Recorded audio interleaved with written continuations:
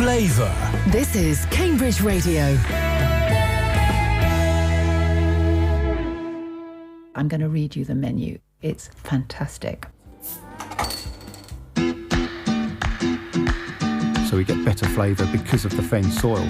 I've drunk more beer since I came here and bought my 2 barrels than I've ever done in my life before, I think. I shouldn't have said almonds. They don't make it from almonds. So you've got this big sticky mess when you start off. Pizza, pots, pints. My wife's cakes are excelling at hot cakes. Brilliant, thank you. The time is right for this sort of thing. Food is everything. Cambridge is right for this sort of thing. What's it like? Delicious. Good afternoon and welcome to Flavour. I'm Matt Bentman and I'm here in the studio with Alan Alder and Sue Bailey. Today, some fresh new producers on the local food and drink scene, Basque Cheesecakes, some very enticing lunches and brunches. And then vegan and gluten-free desserts, the top Cambridge restaurant that's hosting a special cocktail night. And a local food and drink trade show that's coming up for everyone in the food and drinks business. We follow up last episode's feature on where to get good wine advice with some good info too. And we'll squeeze in our regular features, free food in Cambridge, local food and drink news, social media updates, and at the end of the programme, our jobs roundup. What a lot we've got. Certainly do. So let's begin with a trip to the pub, because a new company called Wonky Kitchens has taken up residency at the Cambridge Blue on Gwydir Street. For the customers, that means a new menu with new regulars, new specials and some eye-catching dishes. So I caught up with Jay Littlechild, who runs Wonky Kitchens, with his partner, Leah Pearson. Now, Jay, I first met you, I think it was 3 years ago. You'd kind of finished working in hospitality and you'd moved over to work at Mill Road Butchers with Matt and Charlie. Yes. Yeah. Now, you run this with your partner, Leah? Yes. Yeah. So is this your first stab at a solo business? It is. I started here at the Cambridge Blue when I was like 14, 15 as a disher. But then I was at the Petersfield, then I was at the Butchers. But it's such a nice area. I walk around here most mornings. I go to the bakery to pick my bread up every morning. Yeah. I go up to the Butchers to get my meat. And it is a community pub. You get a lot of regulars.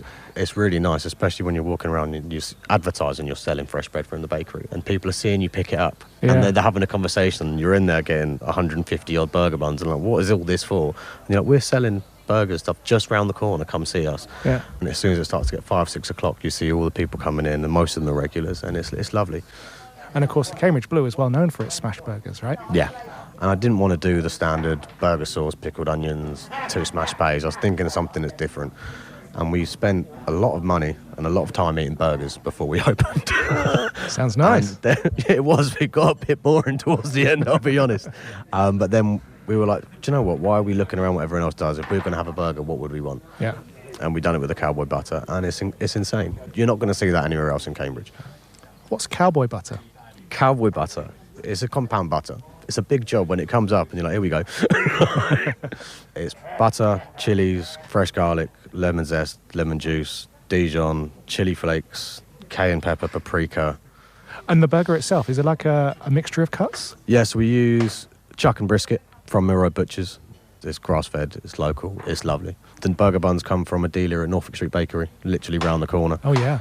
Now, last week, I saw that you were doing like a pastrami smash burger with pastrami mayo, cheddar cheese, Belgian beer pickles, pickled cabbage, mustard. Just looking at it, it was such a good image, actually. This was on Instagram. It was, yeah. Like, you really need to hyper-extend your jaw just to fit your mouth around it. It was so cool. That was a spur-of-the-moment decision. When we slice the pastrami, we normally have loads of offcuts and things like that. Yeah. And I was sitting there and I was like, normally the staff will eat it, but it was just me and Leah in, and I was like, I can't eat all these offcuts and little bits because I've got to find something to do with it. And so I was like, I'm just going to mix some mayo through it, have a little look, season it up and just kind of go from there. And then I started building it. Obviously, we've got the pastrami ciabatta on. I was like, maybe if you use the same kind of base, then chucked it in a burger. I was like, what could go wrong, right?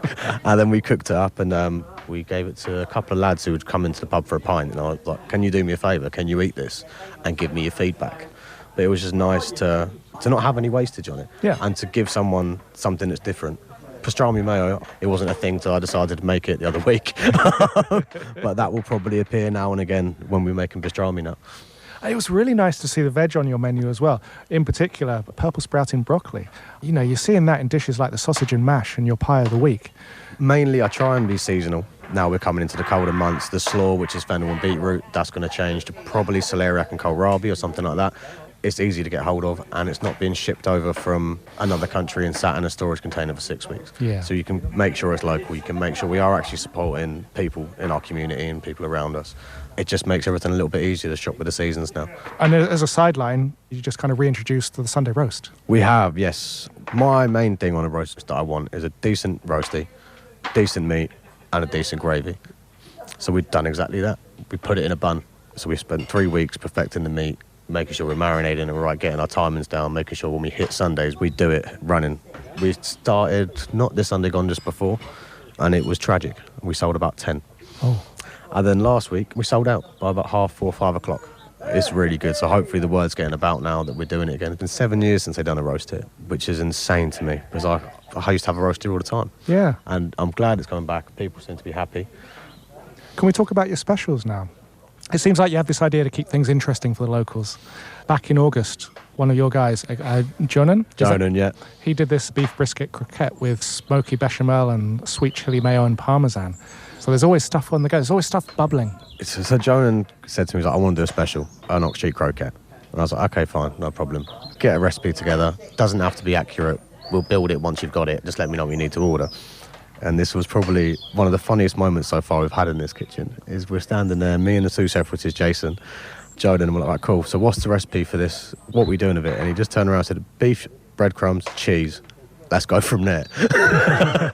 And we did. We went from there, and he was making his bechamel, and he was like, I don't think I want to make it plain. I was like, can I smoke it up a bit? I was like, of course you can. So we had some more seasoning, some spices, lets it set, cools it down, and it was brilliant. It was a really good special, sold out, and then just over a day. Whoa. One evening service, and then there was 2 portions left in the morning, and they went. And it's just really nice because we can just keep rolling with it, and if something works, we'll kind of adapt it. And we had like mac and cheese bites on for a while. We've done a gastro's worth, which is about 10 portions or something, and just kind of change each element. So then we had one which was loaded, so that had brisket inside the mac bites. Then we done one with the house grilled bacon we had in, so we roasted loads of that off and crisped it up and chucked that through. And then when we get bored of it and it stops selling, we change it up. Just in your opinion, the situation, what it's like at the moment for someone who wants to start a new business in a town like Cambridge? If you don't ever do it and you never try it, you'll never know. And this is pretty much where we're at. We put all our eggs in one basket. Our overheads, insane. The price of meat, insane compared to where I started out. When I started in hospitality, you were aiming to about 75% GP. GP, for anyone who doesn't know? Gross profit. We don't aim for 75 here. If you've looked at our menu, our prices are quite low if you consider looking around the area. We're kind of in the middle. We're not ridiculously cheap. It's difficult, and you just got to have the covers to do that. Yeah. But some business having to put their prices up to ridiculous amounts. I was in a pub the other day, I'm not going to name it, but they're charging nearly £20 for a pie with mash. I'm not paying £20 for a pie. It's insane. And I know it takes time to make them. I understand I have to make them every day. But you've got to think about the people who are coming in to buy it. The cost of living crisis is insane. We're coming into the colder months as well. People's money is going to go down. And I'd rather be able to feed people. It's what we do it for. Hospitality is hospitality. You're supposed to be treating people well. You don't want to be... You're obviously there to earn a wage, but you don't want to rip people off. Yeah. But also do some research. We know that the Cambridge Blue here is a busy pub. We know it's got people in it. Look what people are eating. Look what people are asking for. Speak to some of the locals beforehand and see what is this place missing. It's hard and it's a lot of work. And hopefully we're going to get a reward. I just had to ask that because one thing that's been the undercurrent of a lot of our features lately has been like the minimum wage increase, the energy cost increase, which is just really pushing people quite hard, you know. It has been. I'd like to say here we pay people quite a good wage. I've worked in kitchens for years where you get lowballed and things like that, and our wage bill is higher than it should be. If you go to any other company or get a percentage you have to work to, but we just kind of pay people what we think they're worth. And if they're putting in the work for us, we'll reward them with how much we can. One other thing I should mention, because we're getting close to this date now, the 9th to the 11th of October, you've got an Oktoberfest happening here. We will be doing bratwurst. The plan is to make my own. I'm going to pop down to the butcher's over the next week or so and start working on a recipe and seeing if I can smoke them and get everything done. If not, I'm going to have to buy them in. But they've got 7 beers on. I think 6 are Oktoberfest beers. 1 isn't. I'm not too sure. Cracking beer, this place sells. Jay Littlechild, Wonky Kitchens, Cambridge Blue.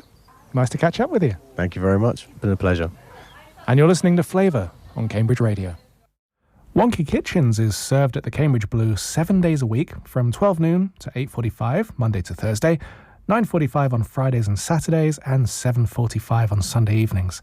Now, I had to ask Jay what he, as a chef, cooks when he returns home from a shift. He said he loves doing packet ramen noodles, and he'll add maybe an egg and some soy or sesame oil to plump up the flavour. He said that most chefs, they don't eat the best when they're off shift because they're just too tired. I think we did a feature about this a few years ago, didn't we? Chef's guilty pleasures. I don't think we admitted what our own guilty secrets were. No. Maybe we can steel ourselves up to it. I'm free.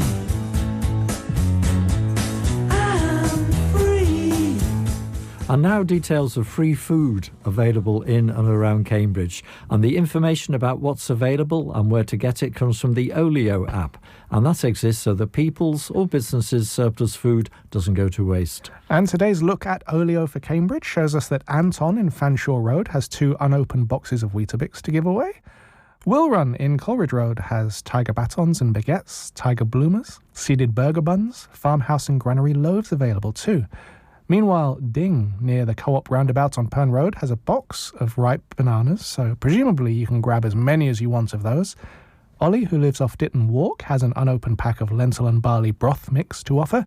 And finally, Marie in Great Shelford has 2 boxes of Pop-Tarts, one of cookies and cream flavour and the other one frosted s'mores.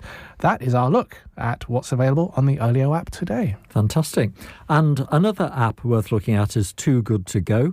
It has unsold food from restaurants, cafes and shops, often at less than half price. And the day's unsold food is put into a magic bag ready for you to take home, so it's not tipped into the bin at the end of the day's trading. And it's used by lots of companies, from the local independents to the big chains. And there are some big savings to be made. On to our first news break now for 4th October on Cambridge Radio. And we start, as we did last time, with news of openings and closures. The good news is that Macha, a Pakistani restaurant, is due to open in the corner of Mill Road and Tennyson Road soon. Originally, the opening date was September. Now it's been put back to early October. And the sad news is that Thrive in Norfolk Street is going to close on the 30th of November after 5 years. They said on their websites that we've had to face the economic reality that Thrive is unfortunately not a financially sustainable enterprise. We've tried many things to keep going, but rising costs and long-term challenges mean that we've had to come to the very sad conclusion that it's time to close this chapter. In October, they'll be open every day except Tuesday, and in November, they'll be open weekends only until their last day on Sunday the 30th.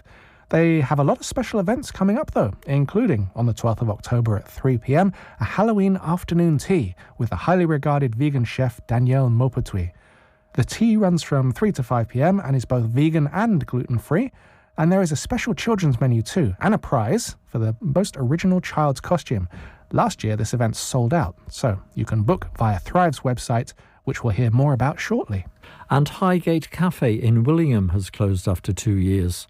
But some good news from Mark Poynton's Ancient Shepherds in Fen Ditton. Guests dining on the 7-course tasting menu on Wednesdays are welcome to take along their own bottle of wine, and there will be no corkage charge.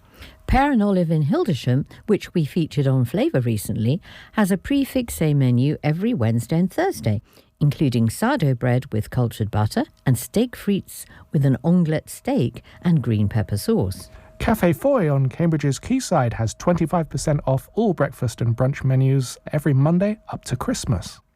And a free coffee roasting workshops takes place at Noshi on the 6th of October from 3 to 4 p.m. to celebrate National Coffee Day. Contact Nosha via Instagram to register. Spaces are limited. That's all for now. We'll have more news later. Yeah, now more about the frighteningly fabulous Halloween vegan and gluten-free afternoon tea at Thrive from the very highly regarded vegan dessert chef Danielle Maupertuis. Danielle, you've got a formidable reputation as a vegan chef with, stints in 5-star hotels, books, magazine articles, training young chefs and so on. Well, yes, I recently became a guest lecturer at this famous cookery school, Le Cordon Bleu, in London. And I'm also training giving a plant-based training for chefs for the Ministry of Defense, some official institutions, and I'm also author of a cookbook, Vegans Deserve Better Than a Fruit Salad. And early next year, the second one, Veganissima, vegan and gluten-free afternoon teas. How did it begin? As an executive pastry chef in 5-star hotels here in the UK, I was frustrating because when some people, vegan, came to the hotel, say, well, I'm vegan, what do you have to propose? I had to say, well, apart from a fruit salad or a fruit sorbet, the choice was very poor and frustrating. Frustrating for the guest and for myself because I love pastry, and this is why I decided to create my own range of vegan desserts. My method was just to take, simply taking a recipe, an existing classical recipe, let's say an opera cake, a sticky toffee pudding, and adapt it with the vegan substitutes for the pastry ingredients. And it worked many, many, many times, not always. For instance, the choux pastry was a little bit more complicated, but this is the method. This is how I came to it. I use gluten-free flour because my desserts now are gluten-free, but plain flour from, let's say, a vegan point of view is absolutely fine. But I don't use eggs. I don't use milk. I replace by dairy-free milk, by plant-based cream, by vegan butter substitutes, basic ingredients like these ones. And is there much difference in the taste and the appearance of the vegan desserts you make? The desserts, the vegan and gluten-free desserts, at least the ones I propose, are at least as good as the classical one. Trust me, really. We have done an immense progress with the actual ingredients. We have double cream. So we have cream cheese, plant-based, nothing to invite to the classical pastry. Right. So what's the double cream made from then, if it's not dairy? Coconut, most of the time, and other plants and vegetables. But the taste of the coconut is very light. This afternoon that you're doing at Thrive, the frighteningly fabulous Halloween vegan and gluten-free afternoon tea, which doesn't quite roll off the tongue, but anyway. Some of the things there look really quite dramatic. I mean, I was looking at one item called Black Cat on a Red Pepper Panna Cotta. So you go in for a bit of theatre as well, really. Yeah, absolutely, because an afternoon tea and even a dessert has to tell a story. It has to create a drama. And this is what it's intriguing people, and this is what I like to do. And so this is how I can express my creativity. And so you see the decoration is very, very important as well. Yes. And there's one called The Dark Side of the Moon. Well, I wanted to find some poetry in my names. My English is not my mother language, so I did my best. A little bit of a fantasy rather than a pumpkin cheesecake. That's it. And I see also that you have a sort of a children's menu as well. I mean, I suppose it's very much a time for children, Halloween, really, I suppose. Yeah, exactly. And the desserts are vegan. They are also gluten-free.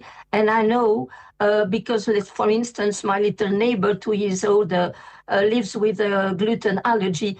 I know how it's frustrating and difficult for these kids, to find something nice, funny. And I really wanted to have a special thought for them, and we're gonna have a party and fun because they're gonna come with their favorite, dressed in their favorite costume. They're gonna have a prize for the best one. Yeah, the kids are the hero this year. Last year it was just for adults, but for the kids who already signed up, for the moment they are very, very, very excited. I bet they are. Right. Okay. More importantly, I always make a short demo showing the people how to make one of my desserts. Oh, that's part of the afternoon, is it?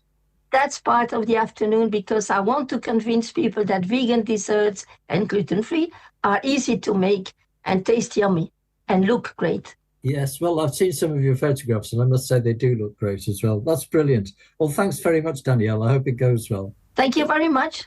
Well, what fun. And the date of the afternoon tea is the 12th of October. It's at Thrive in Norfolk Street. And as we said in the interview, it's sold out last year, so it is important to book.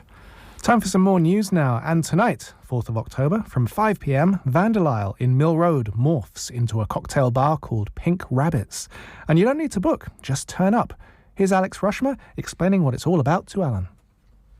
Is a way for us to do something new, to flex our muscles in a different way, to serve more people, to just do something completely different. This is a chance for us to sort of spread our wings a little bit and do something drinks focused rather than food focused.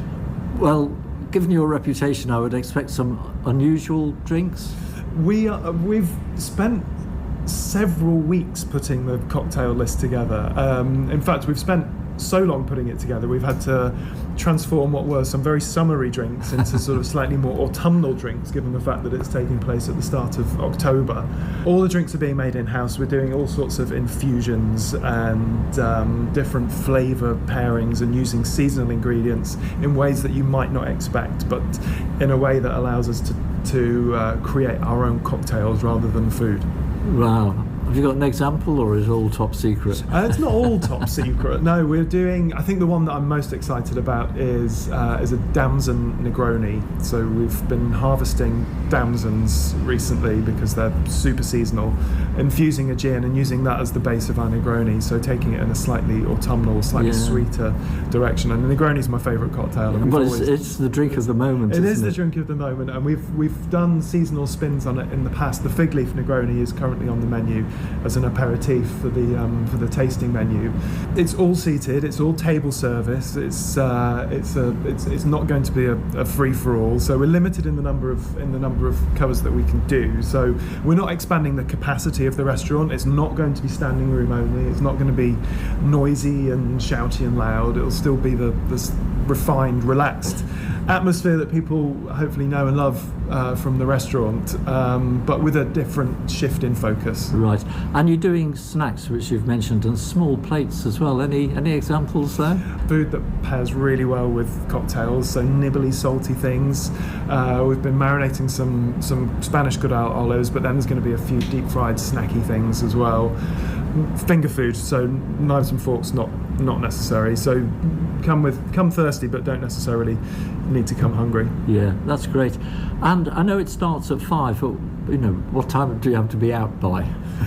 We're going to be serving from 5 until 11. So a nice 6-hour chunk for people to come, have a couple of drinks, and then maybe go on somewhere else, have something to eat. But I think there's no shortage of options on Mill Road, and Mill Road on a Saturday night. If people haven't experienced it, it's my favourite part of Cambridge, and one of the reasons that we don't open on a Saturday is that I love coming to this part of town, eating and drinking in and around Mill Road, and I'm so excited to be a part of that again on a Saturday night, for one night only anyway. So might you do it again, or something like it? I think we'll do it again. Let's see how the first one goes, and then the plan is for it to become something regular. Oh right, that's fantastic. Great, brilliant. Thank you very much, Alex. A pleasure as always. Thank you. I hope it goes well. Thank you. And that was Alex Rushmer for the Vanderlyle Cocktail Night tonight. Anyway, Taco Tuesdays are back at Scott's all day in Mill Road with the return of Tony, and they start on the 14th of October. Hidden by Padini in Willingham has a supper club on the 17th of October, and the menu includes char-grilled sirloin beef with braised borlotti beans, roast beets, kale and horseradish cream. On the 18th and 19th of October, there's a pumpkin weekend at Frank's Farm in Ellsworth. You can pick your own pumpkins, play harvest-themed games, drink coffees, eat snacks, hot puddings, waffles, toast your own marshmallows, and try food tastings, and it runs from 10 to 4. On Monday 20th October, Finboys in Mill Road has a Portuguese wine and dinner night. The menu includes seared octopus and a crisp prawn tartlet, and then sticky glazed pork rib, Also a salt cod dish. It's a set menu with wine to match by the bottle and the glass and is £55. This is the first of several special nights coming up at Finboy's. On the 5th of November, Hal Wilson from Cambridge Wine Merchants is going to be there with Pinot Blanc, Pinot Gris and Pinot Noir, accompanying dishes such as cod with cockles, artichokes and girole. And there's a game night too on the 17th of November with, yes, game dishes. Bookings for this one will be open in mid-October. And finally, at Finboy's, you can register your interest for a New Year's Eve dinner, a very special evening from 8 till midnight. There will be 5 courses, both meat and fish, with wine, and a maximum of 12 seats, and it costs £150. On 21st October at the Wine Room in Hills Road, Organic Garden has a pop-up with Chef Ryan Craig, and there are 2 sittings, 6 p.m. and 8:15 p.m. There are 2 hands-on small group baking classes coming up at Maison Clément. At one, you can learn to make baguettes, focaccia and croissants. There are 2 dates available for this, the 5th of October, so tomorrow, and also the 23rd of November. Now, classes start at 10 a.m. and they run for 4 to 5 hours. A welcome drink and a light lunch are provided. The other is a 4-hour class in which you learn 2 types of macaron, and there's a welcome drink and cake provided there too. The dates are the 19th of October and the 30th of November. To book or to get more details, just email office@maisonclement.co.uk. There's an Indian curries masterclass at Cambridge Cookery on the 7th of October with Monisha Bharadwaj, who is the author of no less than 17 books and is a regular contributor to Radio 4's food programme.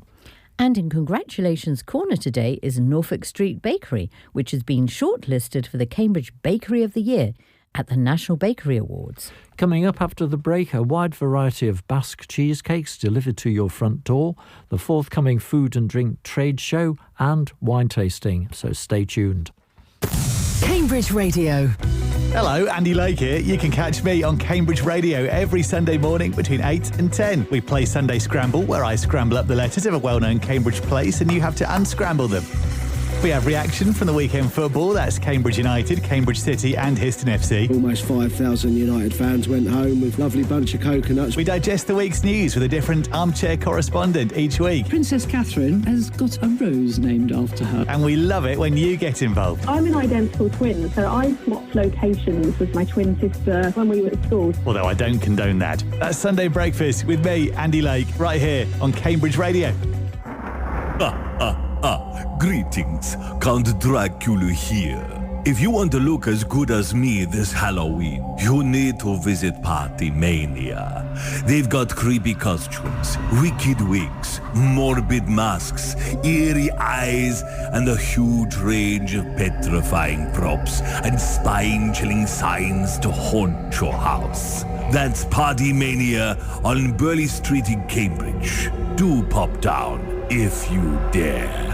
Oh, I almost scared myself. Listen to Cambridge Radio on your smart speaker. Say Ask Radio Player for Cambridge Radio. This is Cambridge Radio. Welcome back to Flavour. Now, next on the new producer front is the Cheesecake House. This is run by a lady called Willia, who left China to settle in Cambridge just a few years ago. Now, this is her first business, which she began in late August. I'd feel nervous enough starting up a new venture, let alone doing it in another country. But Willia, she has an unassailable passion for Basque cheesecake. You feel good about this. You know, this is going to be fun. I was worried because I think everybody in UK, they bake cakes themselves. But I think if I have an idea, just go and try it.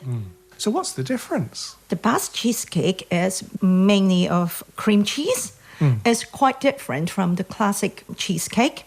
It has no biscuit base and it baked at a very high temperature so that the surface of the cake will become dark and burnt top, but it still stays creamy and soft inside.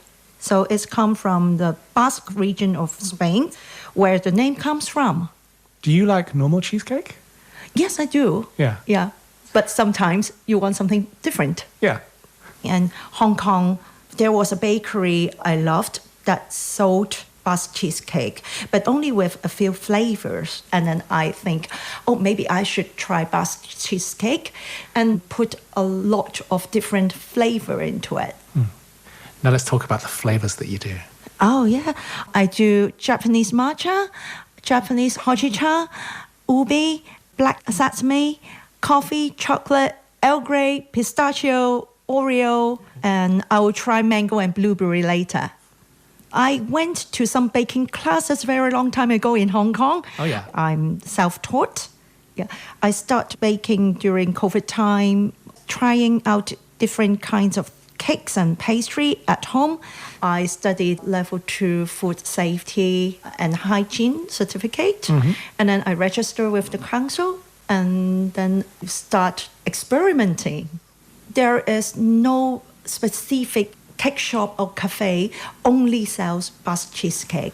Now, matcha means tea. Yes, yes. So Japanese matcha, does it have a strong flavor? What's the difference between Japanese tea and English tea? Matcha is, I wouldn't say it's very strong, but it's very unique flavor from Japan, which is totally different from the English tea. I have tried to put black tea and Earl Grey tea into Basque cheesecake. It blends quite well as well, but the taste is not the same. Because Earl Grey is very delicate, very floral. Yes.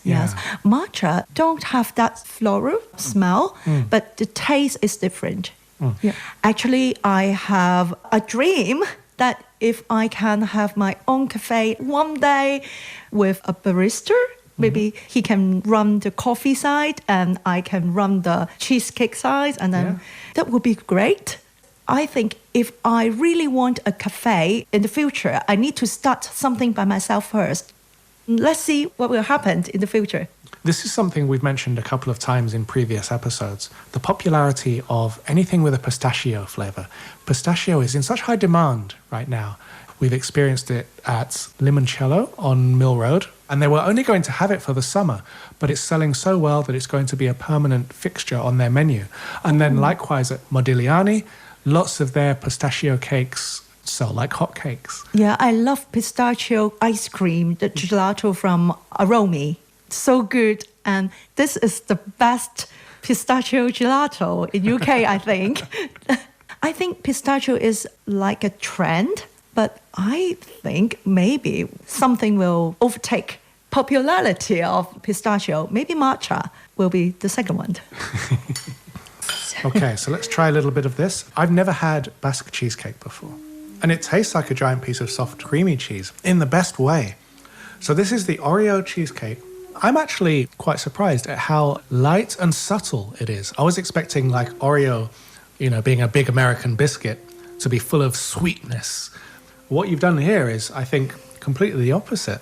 I could handle lots of this. But actually, my son complains that, Mom, you need to put much more Oreo into it. When I was thinking, what flavor we can do? And after 2 seconds, he said, Oreo! British people are usually described as having a very, very sweet tooth. And I think I probably agree with that. And maybe that's what caught me off guard about this Oreo Basque cheesecake, is that the sweetness is very much toned down. And I don't mean that in a bad way. I mean that in a very polite, kind of sophisticated way. It really lets the cheese of the cheesecake kind of come through. The cheesiness and the creaminess, it's not overpowered by Oreo. I think before I would have tasted this, if I'd have seen Oreo as a choice in your menu, I may not have chosen it because I would have been expecting very strong biscuity flavour. And it's not that at all. So it's really nice to be able to try this now. Thank you so much. Actually, I don't really put a lot of sugar into my cooking because I think sugar is not really good to health. The mango Basque. Mango is a beautiful flavour, very, very distinctive. I guess in my head I'm wondering how that contrasts with the subtlety of the Oreo cheesecake. I never thought I would use subtlety and Oreo in the same sentence. So as a contrast, do you think the mango is a much stronger Basque cheesecake? Yes, it is. Mango is a very strong character. So when putting it into the cream Basque cheesecake, I think the mango taste is a little bit sour, a little bit sweet, refreshing. Yeah. But we need to monitor to control the flavor because not all the mango is as sweet as you imagine. Yeah. And of course, everybody loves cake. Yes. And if you want to check out the various flavours that Willia makes, you can find her on Instagram as the Cheesecake House Cambridge. They do free delivery for the CB1 to CB5 area, and they don't use any preservatives or food colouring. If you're listening, Willia, thanks so much for letting me come to your house to record with you.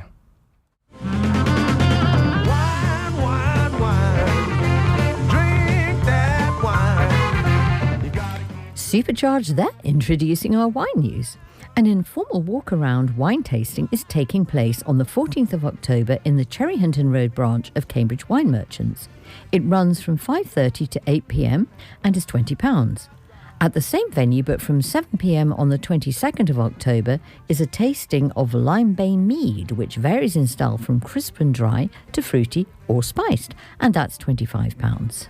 There's a cheese and wine tasting at the Wine Rooms on the 15th of October at 7 p.m. And on the 22nd of October, there is a tasting of the wines of Piedmont. And on the 16th of October at 6 p.m, Bert Blaze, the Norfolk-based wine expert and drinks writer, is hosting a Sicilian wine tasting in the library at Parker's Tavern, and there is a specially created menu to accompany the wines. There will be 4 wines and 4 paired dishes, and Bert Blaze will guide you through them all. And on the subject of wine tasting, Dovecot Cellar at Burwash Manor in Barton runs them too, as owner Matthew Juggins explains. And I gather you're doing some wine tastings. Tell me a bit more about your wine tastings and about your new wine subscription service. Yeah, with pleasure. I have a beautiful event space upstairs here in my store, which has got lovely cozy rustic vibes. So I do private bookings basically. It's a private hire space, and you can put on your own event or you can do a private tasting with me, and it's completely bespoke. So I can tailor it to exactly what you want to do. That's what I'm doing this evening. I've got a group coming in for a birthday. So it's a totally personalised tasting. But I also do mini tastings, so once or twice a month, and you can see them on my website and socials and so on. Basically, it's a sort of drop-in, and it's wine flights, and you don't need to book a ticket, you pay on the door. So it's a nice kind of informal thing at a weekend. So they're pretty fun and a bit more of a chilled out vibe. The wine subscription, I'm very excited. We've just launched this. It's called Cellar Club. Much like any wine subscription, the basic aspect of it is that you get some wine delivered to you. That's the nice thing. You get a case of wine. You get a case of 6 every other month. But that's a civilised amount. I like that. Yeah, yes. yeah. I find it's not too much. If it's not enough for some people, then they can supplement it. But I think for most people, any more than that can get a little bit overwhelming. The main thing with Cellar Club is that it's driven by you rather than me. So I recommend wines. I suggest things so that you can discover new wines. But what happens is when you pay your subscription, you get a list of that month's wine picks, and you can either go ahead and order a case of red, a case of white, or a mixed case, or you can say, oh well, maybe I'm not quite feeling those this time, and instead use your subscription fee as essentially credit to buy anything else from my online store. So you can completely personalize it, which I think is a bit different. And you get a few other perks as well. So Cellar Club members get a permanent 15% discount as long as they're a member in store. Couple of other bits and bobs as well. On the higher tier, you get some slightly different selections. You also get a couple of private wine consultations with me for free. So this is another thing I do. I do private one-to-one consultations. You can find more detail on my website. But the top tier of Cellar Club members get 2 of those a year completely free. And how much is it for, let's say, the basic? Oh, so the 2 tiers for Cellar Club are £95 for the Discover tier and £150 for the Signature tier. But bear in mind, that's every other month, not every month. That's actually quite reasonable for good quality wines. Yeah, I think for a case of 6 wines, when you're getting something really interesting, hopefully people will find that good value once they taste the wines. That's the idea. Sure, I'm sure. And I certainly, as I came upstairs, I saw you've got a very interesting orange wine, which is, they've suddenly become popular, haven't they? Yeah, it's a very recent fashionable trend. I think they play well on Instagram, don't they? Because they look great. Orange wine looks good. It's actually not a new thing at all. It's newly fashionable, but orange wine has been around for as long as wine has been around. Essentially, it's just skin contact white wine. So a white wine that's made in the same way as a red wine. It does make them unique. You get a flavour profile that's different to any other type of white wine. You also get a little bit of tannin because that comes from grape skins. It's a beautiful style that can be so rewarding. But if you've not had it before, it's a style that could be a little bit Marmitey for some people because it's so unique. However, a good orange wine is just a delicious and incredibly rewarding and unique thing. And my Bedaba orange from Georgia is an absolute delight. It's probably the most approachable and easily likable orange wine that I've ever come across, which is what I love about it. It's a great one to start with if you've not had orange wine before. Just maybe don't necessarily expect every orange wine you have to be as good. And you're open most days at Burwash? Yeah, Wednesday through Sunday. That's lovely. And your wine tastings that you do, that are more informal ones, what sort of time are they at weekends? That'll be on a Sunday afternoon. So it'll either be in last hour before I close or just after my normal closing time. So it'll be kind of between 2 and 4 in the afternoon. Basically, and it's just an hour long. Basically, you get a flight, and I talk you through the flight of wines, obviously, as well. Nice, fun and informal, and doesn't take up too much of your afternoon. No, and that's most Sundays, is it? Well, I do 1 or 2 a month, so it's regular, but not every weekend. Basically, look at the website, right? Well, I think you may well find us coming along to your next one. So, thank you so much. Terrific. Look forward to seeing you then. Thanks so much. Matthew Juggins of Dovecot Wine Cellar there, and if you missed it, he explained a lot about wine and food pairings in our last programme, and that you can hear via the podcast section of the Cambridge Radio website. And if you want to hear this programme again, but can't wait for the podcast to be available, you can find it pretty soon after we go off air by pressing the On Demand tab. I haven't been to Dovecot Cellar yet, but I see from his web pages that Matthew has an unusual way of classifying his wines, which we're supposed to be buying them, I suppose, less hit and miss.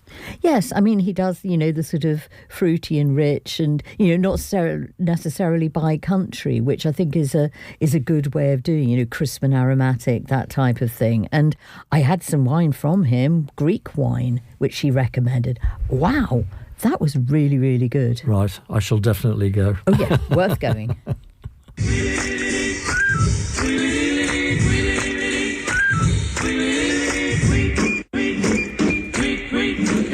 And there's the music signalling time for news from social media and a reminder that you can find Flavour on Instagram. We are at FlavorCam. You can also contact us by email, flavour@Cambridge Radio.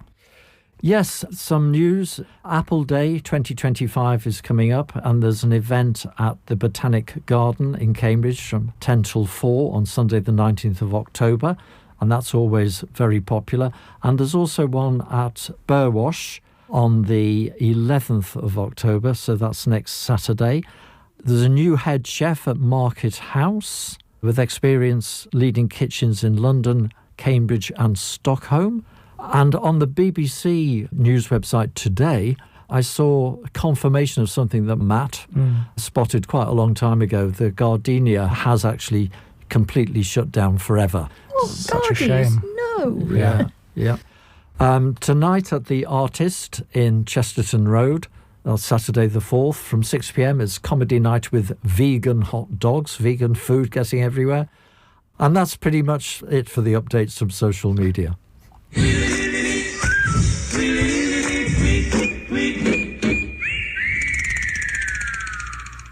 There's a food and drink trade show coming up soon in Newmarket. I went last year and was impressed. It's run by a very long-established firm, Thomas Ridley, and I found out all about it from Carly Reddington.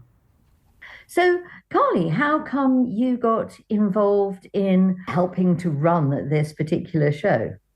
So I'm the head of sales at Thomas Ridley Food Service. So I've been brought in to make sure that all of our customers are aware of the trade show, but then also make sure the suppliers that are attending fit our customer base and our customer needs as well. So we've got a really exciting, eclectic mix of suppliers that can fit a kitchen all the way from a pub, restaurant, school. So it's a really interesting mix of suppliers.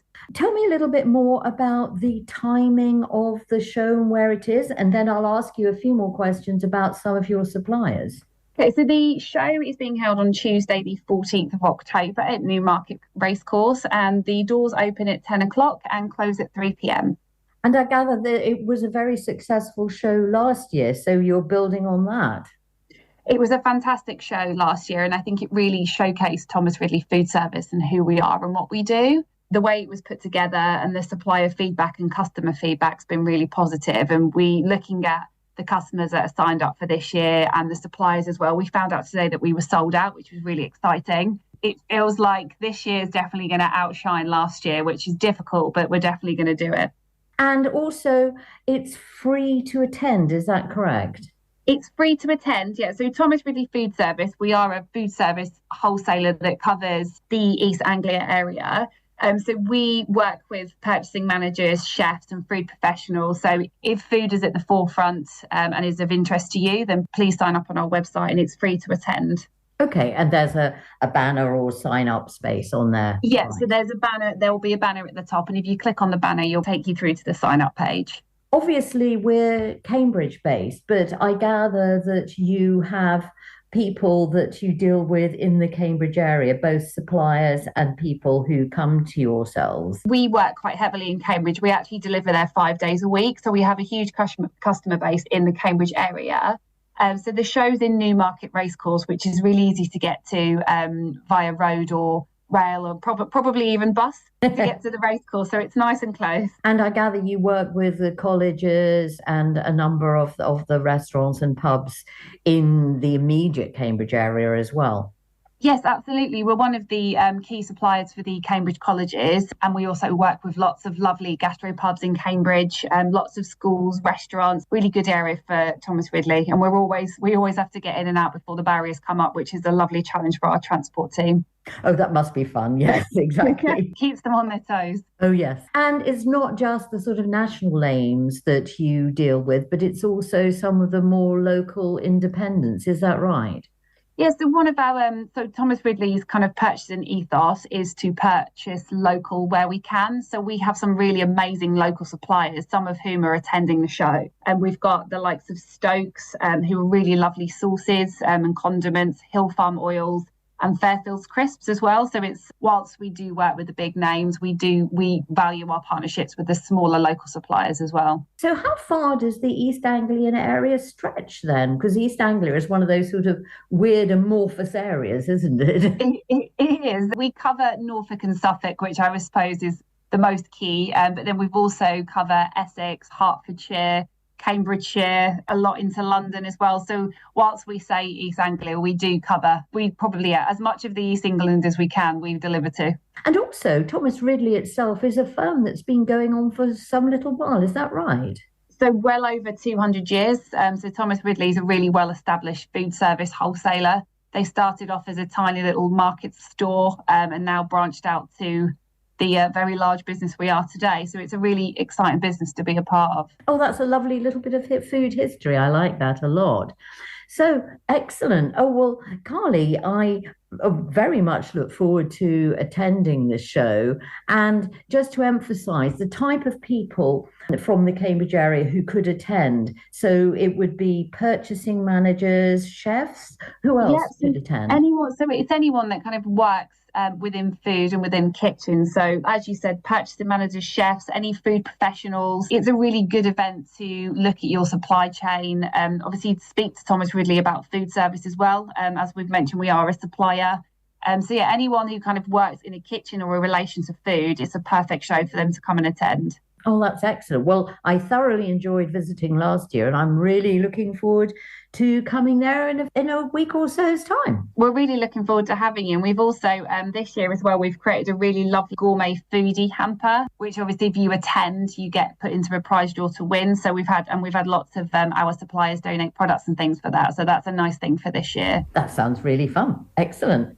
It was a great show last year, and with some really innovative products and ingredients as well. So I'm definitely looking forward to going this year. Sounds good to me. Very good. Right, we've got a few minutes, so we've also got a copy of The Guardian's Feast magazine in front of us. And Sue and I and Matt have been talking about gluts. You know, there's a lot of autumn fruits available now. Oh, yes. There's an awful lot of them. And Sue, you were saying that you've got a glut of apples. Oh, yes. And here's a feature about what to do with a glut of apples. So is there anything there that grabs your attention? I was so pleased because we've got a lovely friend who gives us lots of apples, and I've pureed them. I was thinking just this morning, what am I going to do with another bag?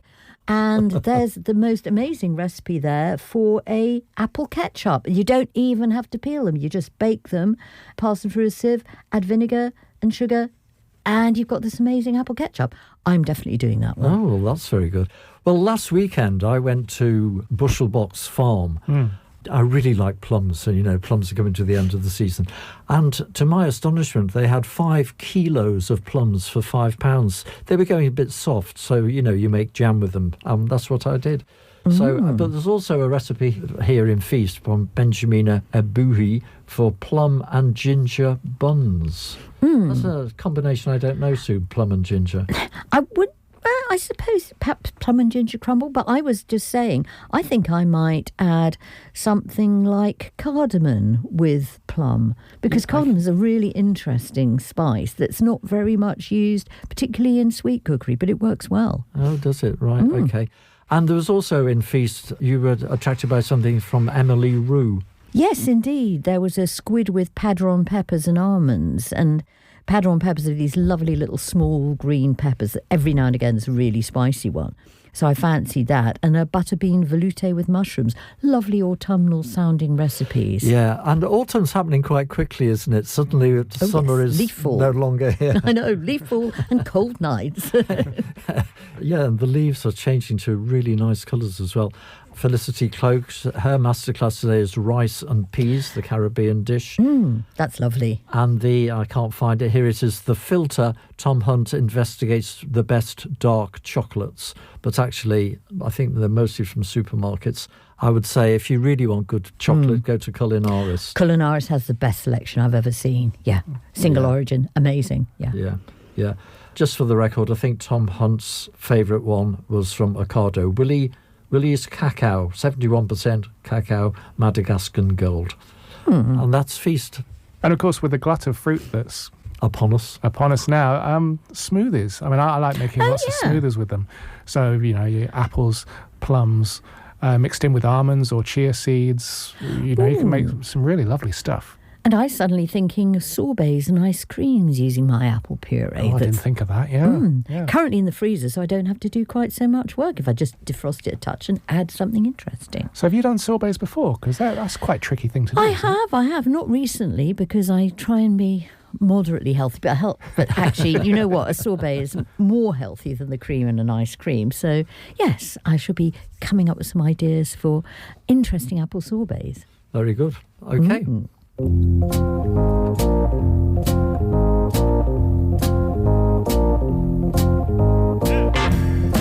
There's green onions, signalling the start of our jobs section. So we're going to begin with the Rupert Brook in Grantchester because they are looking for chefs and kitchen staff at all levels. There's a 4-day working week and you can get details by emailing info@therupertbrook.com. This one might have gone by now, but you can see Bold Brothers is or was looking for team members at its cafes. You can send them a direct message via Instagram. The Handsome Prince Bar, opening in the next couple of weeks in King Street, needs team members. They pay the London living wage and the hours are 15 to 20 hours a week. And to apply, send your CV to theprince@baronbrewing.co.uk. Sourdough Hub in Newmarket is looking for a bakery assistant who is based in Newmarket. The job initially is for 7 to 10 hours a week, and some experience with bakeries or hospitality is helpful but not essential. To find out more, just send a direct message on Instagram to Sourdough Hub. Provenance Kitchen wants a chef de partie. It's a full-time 4.5-day week job, which includes 3 evenings a week and Monday, Tuesday off. Other roles are available too, from kitchen assistants to front of house. Apply via the link on the Provenance Kitchen Instagram bio. And finally, the new Pakistani restaurant Maza on the corner of Mill Road and Tennyson Road has vacancies for 2 chefs. Apply by sending your CV to, rather surprisingly, cb1properties@yahoo.com. All of which brings us to the end of today's Flavour. You can catch Flavour again on alternate Saturdays at 12 noon. We are repeated on Mondays at 2 p.m, and we're also available as a podcast from all of the usual places. And coming up after the news on Cambridge Radio today is Gadget Guide with Rob and Lawrence. That's at 1 o'clock. And Sue Marchant has her selection at 2 o'clock. We'll be back on the 18th of October. We'll have lots more food and drink news, jobs and features. So until then, thanks for listening. And from all of us, goodbye. Goodbye. Goodbye.